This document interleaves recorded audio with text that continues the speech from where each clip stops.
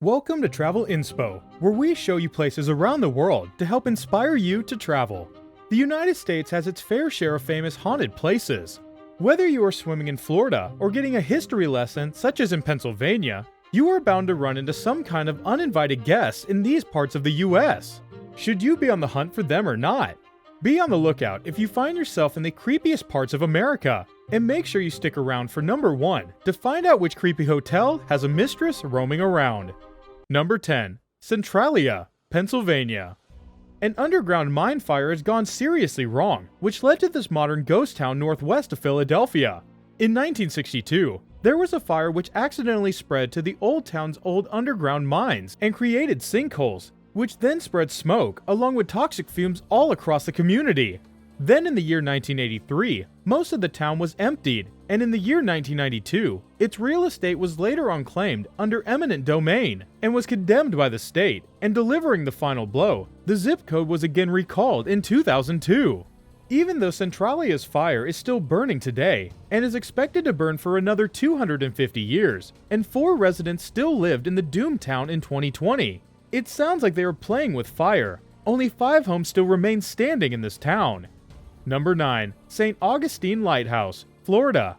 This lighthouse, built in 1824 and initially owned by Dr. Alan Ballard, is related to many ghost stories. Dr. Ballard was angry when the government threatened to take over the lighthouse by a renowned domain after the Civil War and refused to leave the property for all of eternity.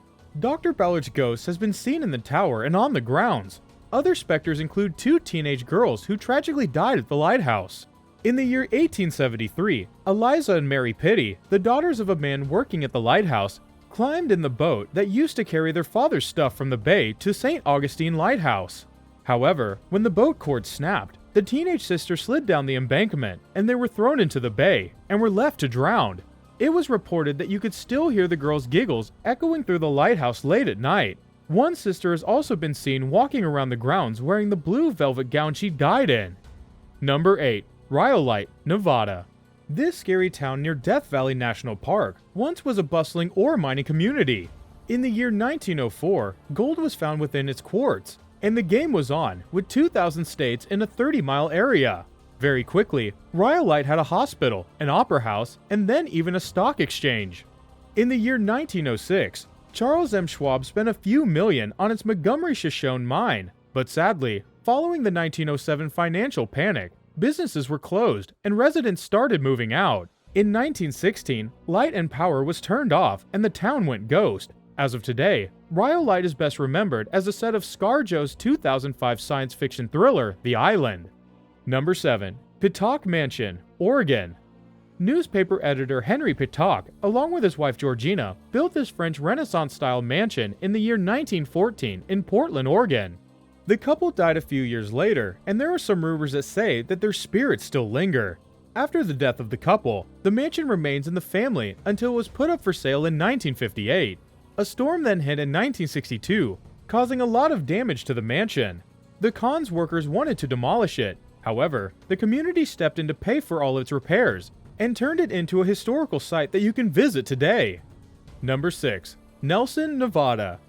Early Spanish settlers found silver in Nelson or El Dorado in the 1700s. It took a few decades for other people, and many of them Civil War deserters, to find gold and create the largest boom Nevada had ever seen. Nelson's mines remained active through the 1940s. When they did, all hell broke loose, as there were disputes over the Tecate mine and the town's most famous site, which usually led to murder. 5 miles away, in the infamous 1974 flash flood, destroyed the town of Nelson's Landing. And today, Nelson's buildings remain, and the ghost town is now a popular location for photo, film, as well as music video shoots. Number 5. Maple Hill Cemetery, Huntsville, Alabama. Sure, the actual cemetery here is very creepy and all, but the playground will get you. In 1985, someone from the town planned to open a playground close to Huntsville's oldest cemetery, probably to give the children of mourning parents some respect. Instead, it appears that the resident ghosts enjoy it most.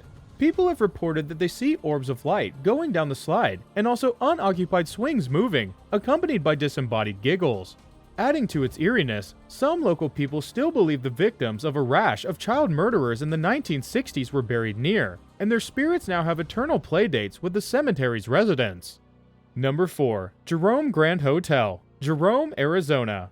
Located in the scenic hillside town of Jerome, an old gold mine hub once called the wickedest city in the West, and today it is one of Arizona's coolest small towns, is the Jerome Grand Hotel, previously known as the United Verde Hospital.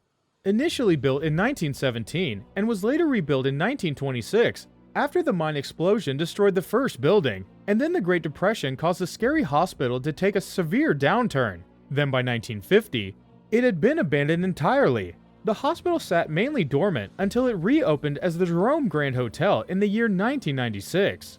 Now, much of the building's actual structure and facilities have been restored, and there are many of its spirits who still linger, like the specter of a maintenance man who was found dead in the basement in the 1930s, and a human-shaped figure that roams the hall, as well as children who run and laugh in the corridors, and also the spirit of a cat who scratches at guests' doors at night, who begs to be let in.